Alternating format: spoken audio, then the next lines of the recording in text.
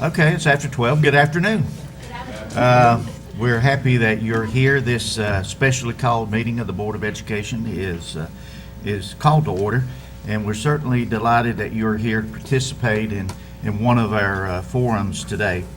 As you're quite aware, we are looking for our next superintendent for the Caldwell County Schools, and so as part of this process, we are seeking direct input from interested members of the staff and the community to help shape the process, the search process, and to assist in defining the qualities, the characteristics that you might like to see in our next superintendent. We certainly do value input from the community. That's why, we're setting aside this day. We have 4 meetings today. This one is supposed to last until 1, but if we have speakers that go beyond 1, then certainly we're going to be here to hear what you have to say. Then at 4 o'clock until 5, we have the faculty and staff, and then 5 to 6, parent leaders, community, PTA, PTO, Ed Foundation, community college. Those groups of people will be in at that time, and then from 6 to 7 this evening, the principals and assistant principals will be here. All of those will be right here in this room. We do request that if you choose to speak, that you sign up at the sheet at the back, and we noticed that some of you have. And if you decide that you want to, then you can go back and sign up at the sheet at any time during the course of what we're doing here today. We are here to listen. We're going to treat it like public comment. We listen and we do not engage. We do not respond. We are here to hear what you have to say. Tell us what you think about the process and our next superintendent.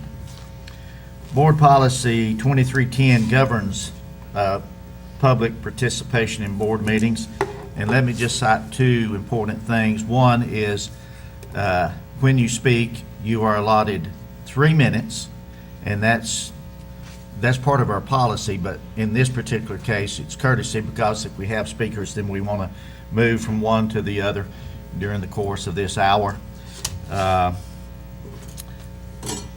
Allison Schaefer will be keeping time there and just alert us to the fact that if somebody runs over 3 minutes, then we will ask that individual to just kind of wrap it up and we'll move on to the next.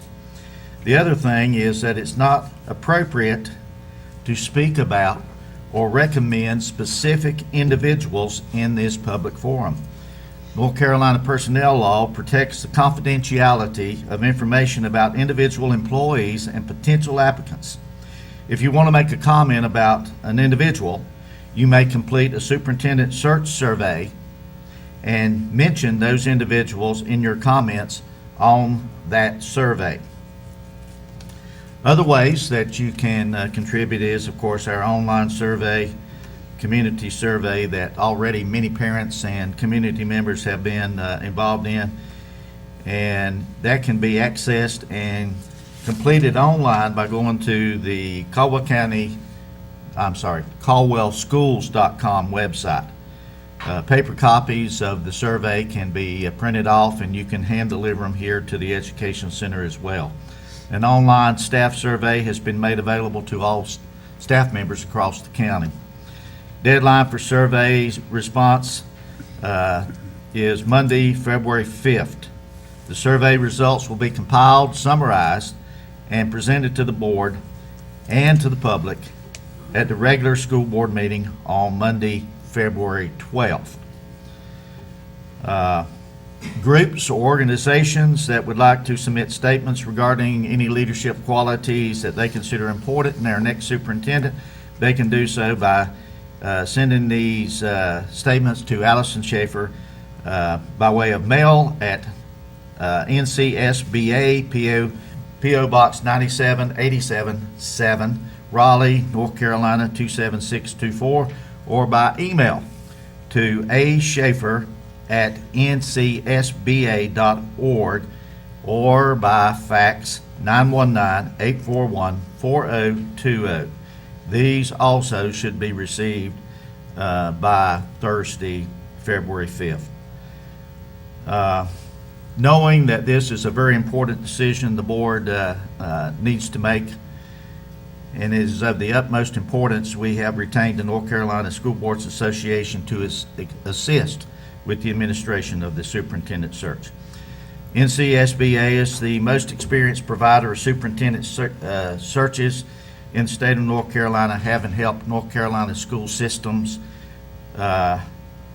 do over 150 superintendent searches over the last 20 years.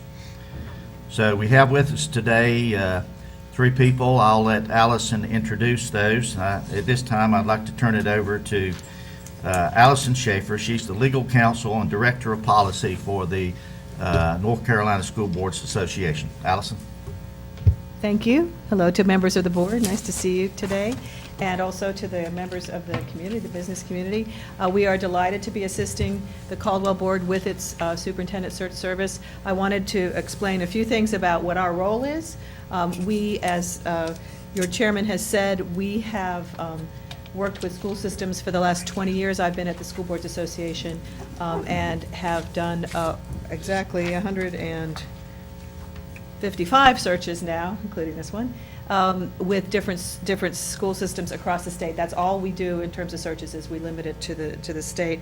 We also have worked with 78 of our 115 school districts across the state. So we are the people that do the largest percentage of searches, superintendent searches. That allows us to help our boards. All of the school systems in the state are members of the North Carolina School Board Association, including the Caldwell Board. We know all of the superintendents and all of the board members and work with them all across the state, so that our position allows us to know who is out there looking, to help the board attract good candidates, to advertise it with everyone. It also allows us to help the board get good information about references and other background information about candidates. In addition, I am one of the officers of the National Affiliation of Superintendent Searchers, which is an affiliation of about 40 states in the country that do this work, that work in their states doing superintendent searches, and we share information about candidates and processes. And so we have contacts across the country, if they're out-of-state candidates, to be able to get good information. We are in no way decision makers. We are very clear about our role as an administrative support for the board, to help them get good candidates, get good information about those candidates, and have a good, professional, smooth process.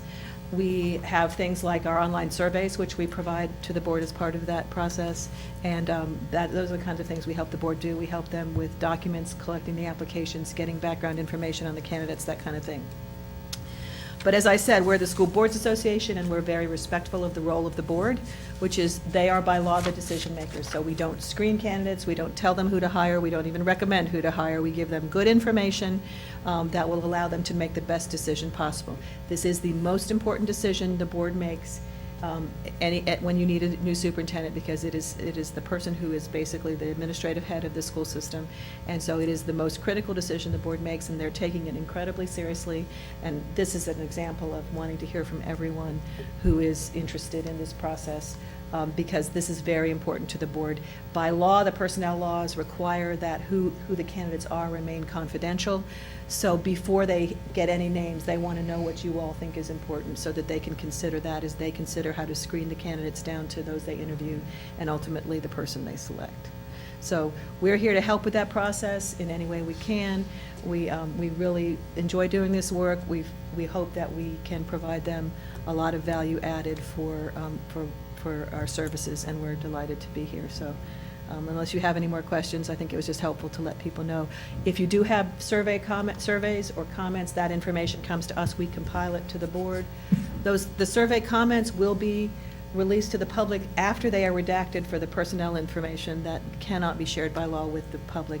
Please hire so-and-so, don't hire so-and-so. You can say that, the board will get that information, but only the board will get that information.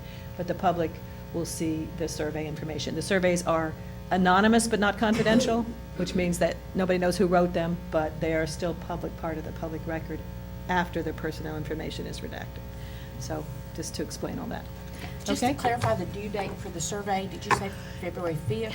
There were several dates that were put out in different things, so the last of those was February 5th, and that should Okay. give us plenty Now, of once you time. said February So 5th. we've changed it to, because some people said there's some information that was put out, it was the 5th, some the 1st, some the 2nd, so we're going to just extend it. So the application's the 5th and the survey's the 5th? Yes, what we do is we bring you back the survey information before you look at the application. So we will come back on the 12th, and you won't get the applications till a few days later. And so we'll come back on the 12th and report on that, and then we'll ask the board to do a profile based on the survey information and your own personal opinions about what you need, and that will be in a public meeting, so your public can see what you have decided that is important as a board, okay? I see lots of community partners out here, and I would like to just encourage them to share our survey on your websites for your municipality or your agency, just to get it out to more people.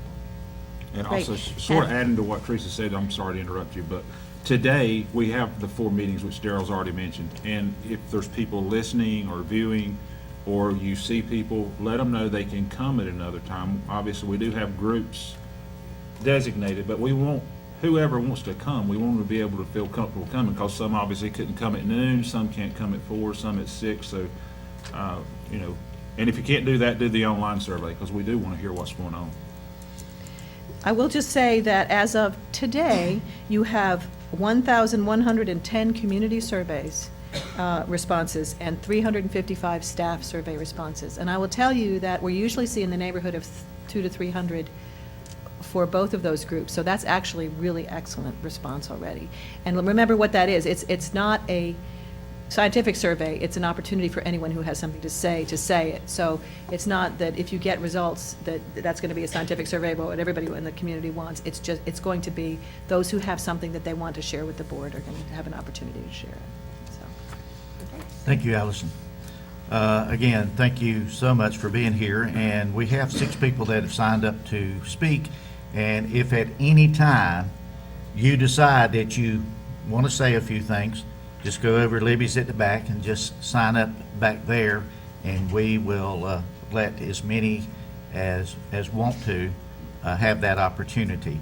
So we're going to go ahead and move on. The first name on the list, Bob Floyd. Bob, floor is yours. Tell us what you're thinking. All right. Time's 3 running, minutes. right? Well, Chairman Pennell and members of the school board, thank you for organizing this input. I think it's very important, and I appreciate you doing that. I'm here, I guess, representing the business community, but in addition to that, had a long association with the Economic Development Commission, the Chamber of Commerce, on the board of Caldwell 2020, and a number of other organizations. So I've been in the community and really recognize the importance of the quality of the product that comes out of our school system. And I thank you for the job that you do there. It's so important to our workforce to be able to prepare students for whatever they need to do going forward, whether that's a community college, a 4-year degree, or go to work. It's so important. The job you have to do, I know, is difficult, but very important. The one thing I would like to mention to you that I hope you will consider, among all the other qualities and background that you need to consider in a candidate, is that find someone that will understand and really embrace technology in our school systems. This is not meant to be critical in any way, because I couldn't give you an assessment of where we are today with any accuracy. But I do know that going forward, our future is to have our students prepared for whatever they want to do with the right platforms and technology. So not only would that be the hardware, which we can get that, but more importantly, our teachers need to understand the software and need to understand how to implement and teach the technology in our school systems. I would tell you, I think we might be a little bit behind based on personal experience. We brag just a minute. My granddaughter is a junior at NC State. She's a good night scholar and a math and computer science major. And she would tell you that she was a little behind some of her peers coming into school there in some areas. So that's the one point I wanted to emphasize, please. You have a lot of other things to consider. Tough job, but really appreciate your organizing this input for everyone to have something to say. Thank you for the job you do. Thank you. Thank you, Bob. We appreciate the comments. Next, John Moore.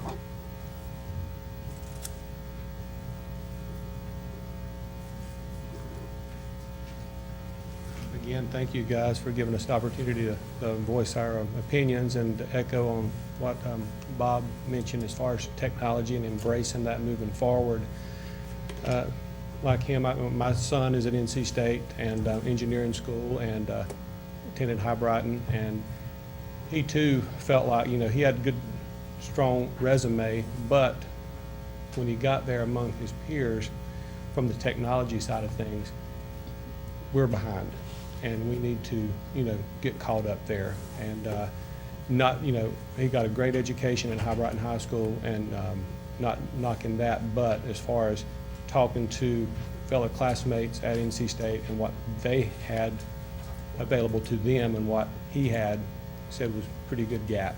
So that's one thing. The other thing, in regards to pursuing the new superintendent, I would like to see one who is more, or who is engaged with the business community, and as far as what we're seeking as far as, future employees.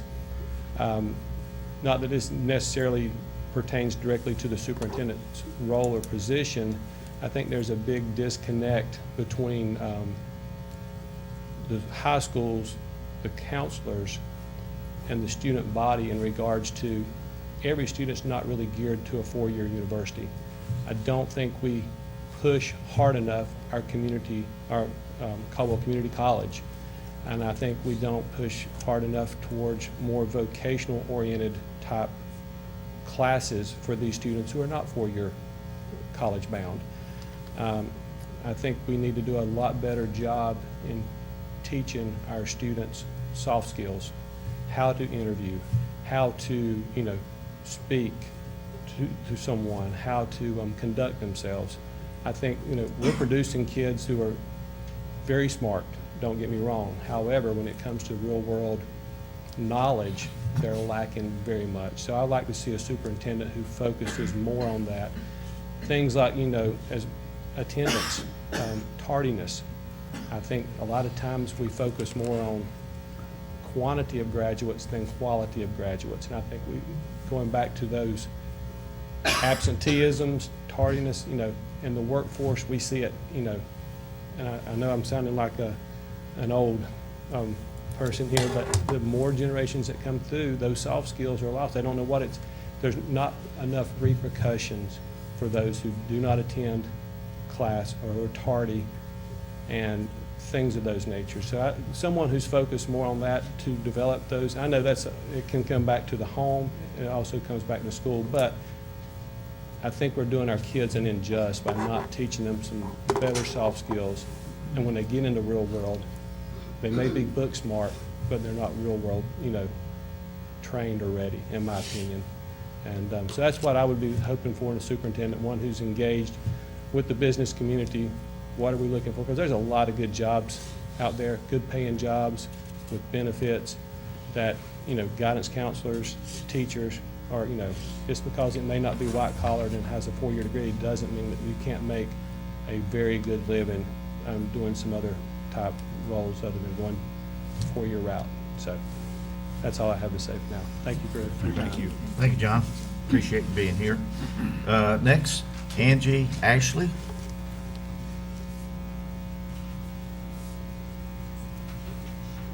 Hey, thank you all for having us here. Represent a nonprofit, Caldwell Counsel on Adolescent Health. I hope that I can say this correctly, so I'm trying to put the right words together. I hope that we can find someone who understands the problem of mental health in our schools. Early prevention, trauma, and I know some of you are already aware of trainings that are going on, and a lot of school systems are moving this way. But I think it's just really important overall, especially with what Johnny said. When we graduate from school, there are a lot of obstacles if mental health has not been treated. And probably we're seeing kids on medication at young ages that don't need to be on medication because of the trauma they've already lived through. And if a child has trauma at an early age, very difficult to go into the school and learn and listen and read. Then we see the behavior problems, and then the drugs and alcohol come. So just a focus on mental health, or someone who understands the importance of that collaboration that needs to be made with the schools. And that's all. Thank you. Thank you very much, Angie. Next on the list is Vincent White.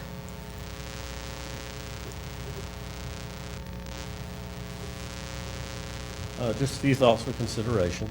The employees that we're looking for in this modern job market need good critical thinking skills. The days of hiring employees where they just turn a machine on and get a part out, those are past us.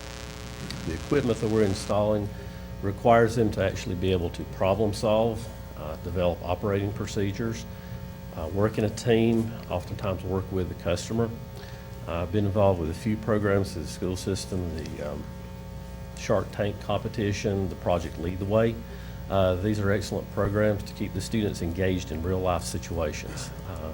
Recognize it's important always to have a certain portion of the academic program dedicated to classroom work, but it's also excellent if they can apply that to some real life situations that will prepare them to meet the challenges that business is presenting to the students. Thank you very much. Thank you. Vincent, we appreciate you being here as well. Next, Deborah Murray.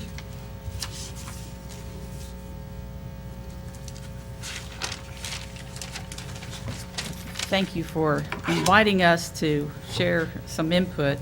I'm the executive director of the EDC and also the president and CEO of Caldwell 2020. In 2009, we embarked on a mission with the school system. And that was to rebuild our economy, diversify it, fill empty buildings, raise the value of education, put people back to work, and create new and improved wages and opportunities. And believe it or not, we've been able to do all of those things. Our economy has changed more in the last 8 years than it has in our entire 177-year history as a county. And we did go from 17% unemployment to 4%. Our tax base in the last 5 years has grown more than 20%. Our industries are advanced and they're automated. And the workplace and the jobs that existed 10 years ago and 5 years ago and 2 years ago are different. They're new. It's not the same opportunity. It's greater and it's bigger. And we're not done yet. In Caldwell today, there are more companies and more careers and more pathways and more financial opportunities than for our graduating seniors than we have ever had before.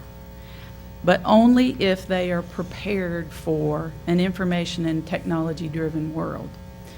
I'm very proud to say that the school system rose to the occasion when the challenge was issued, and they raised the high school graduation rate from 68% to a solid 91%. Thank you.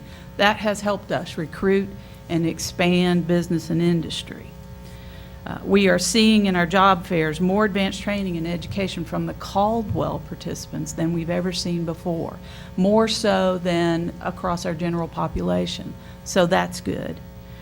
As you search for a new superintendent, industry hopes that you will look for one with a high value for technology proficiency, both in our teachers and in our students. It is the new basic requirement. Now, we understand that rolling that out will have great reward, but also great expense. And so it will be difficult to implement as well as maintain. So a resourceful and an innovative leader will be required to find and establish those resources that will be needed to accomplish that. It is a huge task and probably more critical than anything else we have to face. Because of the rapid pace and change, our CTE program should truly reflect the new jobs and skills that are available in Caldwell County today. They should mirror what we need, and they should be tweaked every year to maintain relevance and rigor.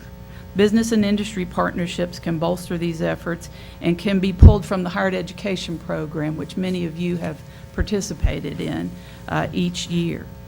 Today, Caldwell's employers have need for research scientists, physics PhDs, master's degrees on the factory floor as well as throughout management. Engineering, chemistry, technical apprenticeships, and internships would certainly help that talent come back to us after they attain post-secondary training and education. And this would be very important to us in bringing this workforce together.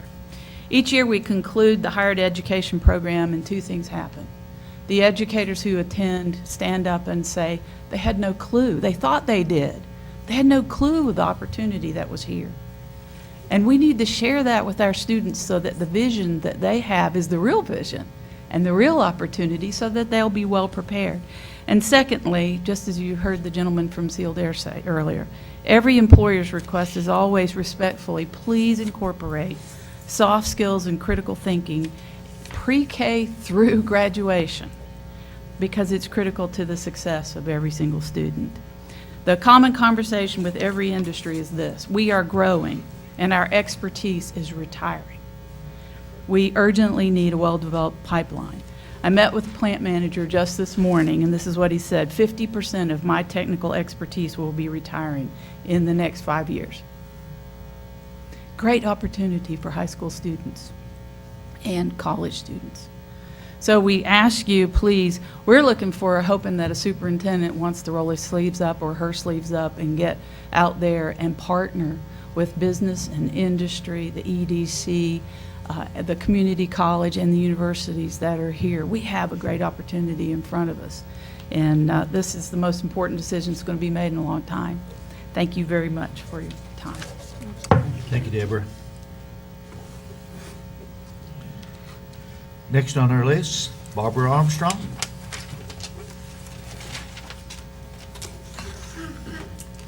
Good afternoon, and also want to thank all of you all for letting us have the opportunity to come in and speak. I have to ditto everything everyone said.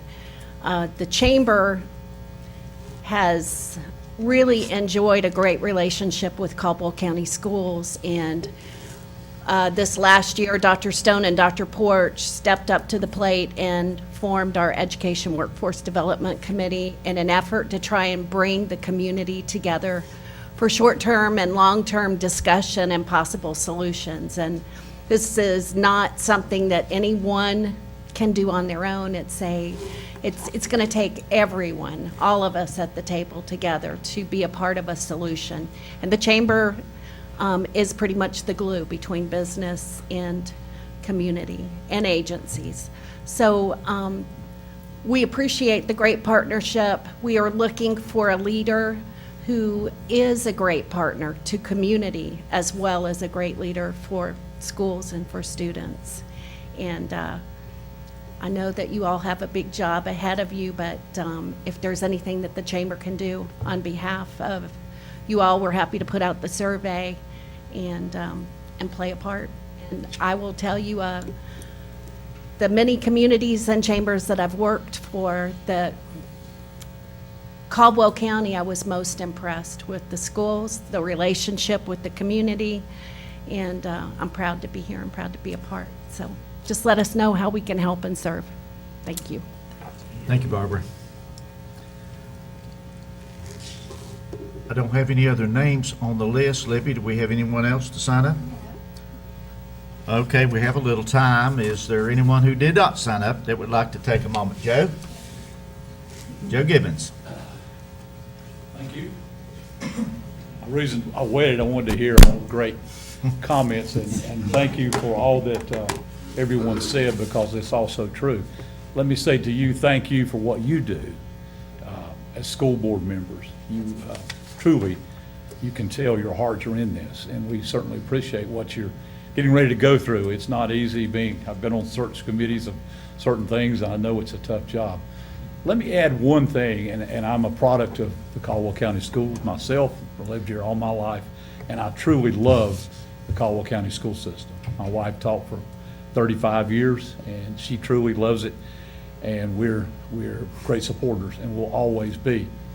But one thing I think you need to think about and look at as we hire a new superintendent, and all the things that we heard today are part of that, but I think we need to find somebody who really wants to be here.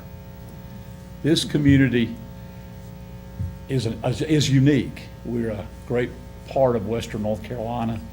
We have great school systems, so anybody coming here has already, they're ahead of the game. They're coming into something that's already well-run.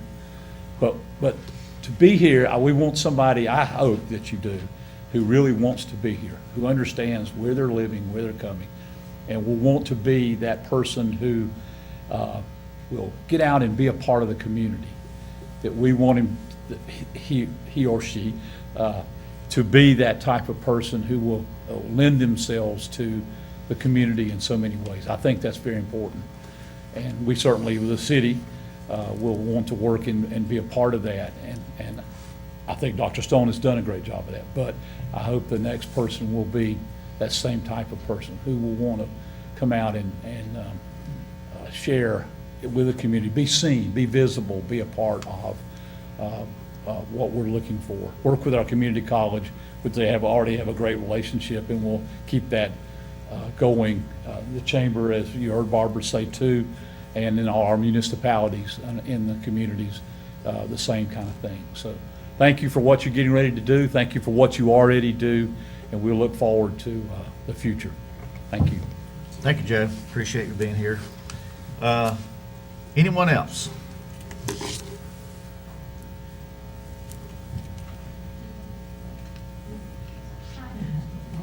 Okay, very good. I want to thank y'all for allowing us to be here, and thank you for all that you do. As a part of the business community, a unique part of the business community, we see a lot of young people over at our place, and I'm sure you guys have visited Bo's before. We bring a unique piece to the table. Bringing soft skills, as they've mentioned back, is something I think that's needed. Just some basic communication, those type things. Those are needed. I know we focus on testing, and that's very important. And I know you guys get sick of it too, but they're so focused on non-communications. It's hard when they greet a guest at the counter. They want to not look at them. You know, just public speaking, communication, basic math skills, things like that. They're very important in the workplace today, especially in an area that we live in. It's small. It's not small maybe to us. It's still a small community-driven area. Just hospitality skills. You know, we're gaining a new hotel, and we have lots of great restaurants, and restaurants that are still coming. We've got a Dunkin' Donuts coming. So those are skills that they need. We have 321 as an artery coming through Lenore. People stop. We have tourism all the time at Bo's. We probably have more tourism than anything else. So it's cool when these kids meet people from out of the area. And that's a huge part, is being able to speak to someone from a different area and not be scared to. And this is high school. So learning those soft skills when you're young, being able to communicate with an adult, those type things. I do agree with technology. I think technology is an important factor. We have a different operating systems that they have to learn. Some are from Australia. Not that they would be able to operate that here from the school system, but just being familiar with basic operating systems. We could gear it up maybe a little bit more. I too have a niece that's going to NC State as a Goodnight Scholar, and she too had a gap.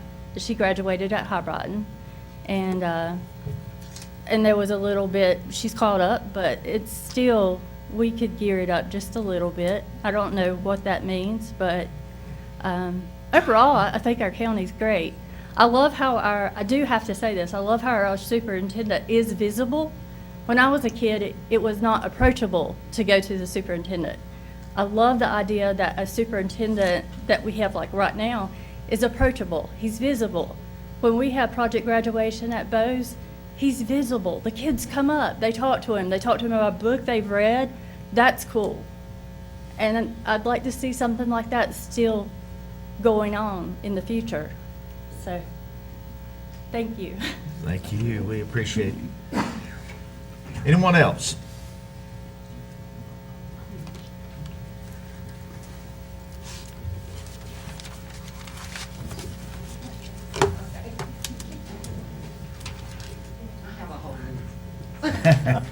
I have to reiterate what a lot of people have said.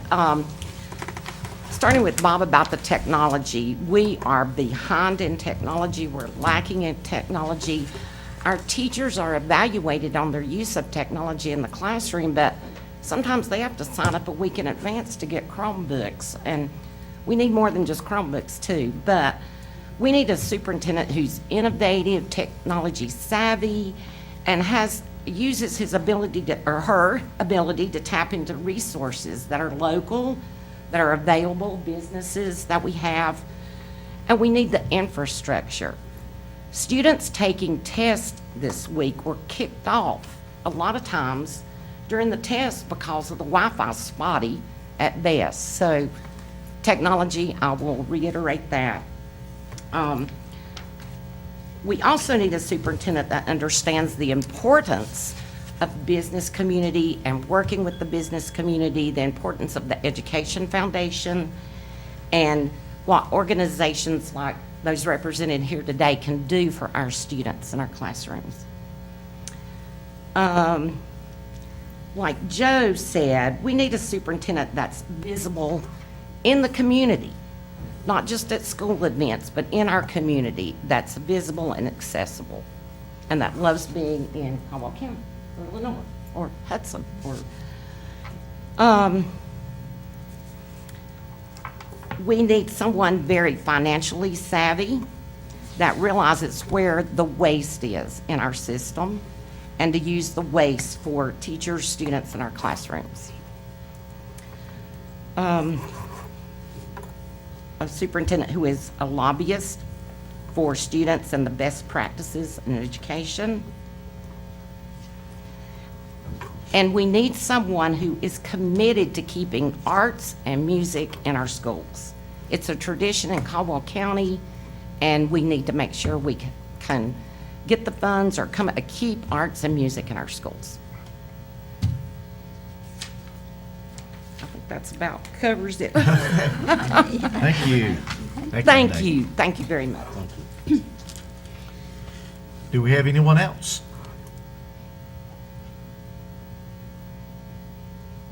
Okay, we're getting out a little early here, but we do truly appreciate each of you being here. And certainly if you have anything else to say, you've got the surveys that you can fill out, and we welcome all of that. And as you can see, we've already had quite a few, and we want as much input as we possibly can. We value what you have to say, what the community has to say, and we respect your time, and we appreciate you taking your time to be with us here today. So y'all have a great afternoon. Board, do I hear a motion that we go into recess till? I move that we Do I have a recess. second? Okay.